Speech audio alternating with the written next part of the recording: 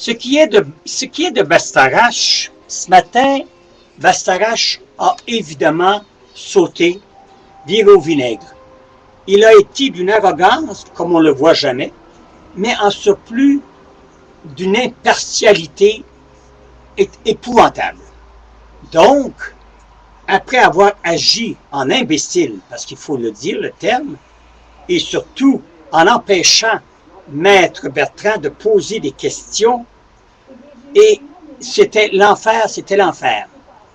On a pris le temps et a même menacé l'avocat Maître Bertrand de, s'il n'avait pas autre chose à poser des questions, qu'il ne reviendrait pas, que Bastarache l'enverrait à son bureau.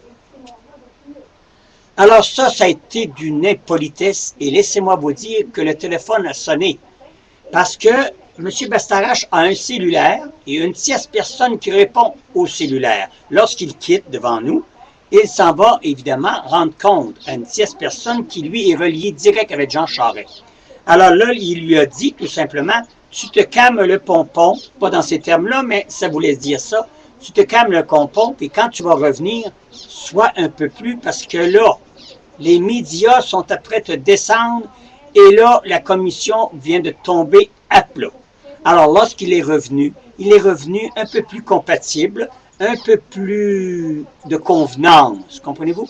Alors, tout ça vous démontre que Bastarache n'a pas la compétence pour être juge d'une telle commission. Et c'est pour la raison qu'elle n'a aucune crédibilité depuis le temps que je vous le dis. Là, il a laissé poser les questions de Maître Bertrand allègrement pendant une demi-heure pour montrer qu'il était encore le juge et le commissaire de cette enquête. Et là, il est arrivé Fava, et là, je vous donnerai tout à l'heure, c'est épouvantable. Quand vous regardez le visage de ce gars-là, je pense qu'une toilette est plus belle que ça.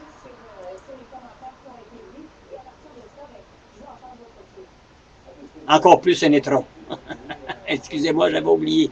Encore plus un étron est plus beau que son visage.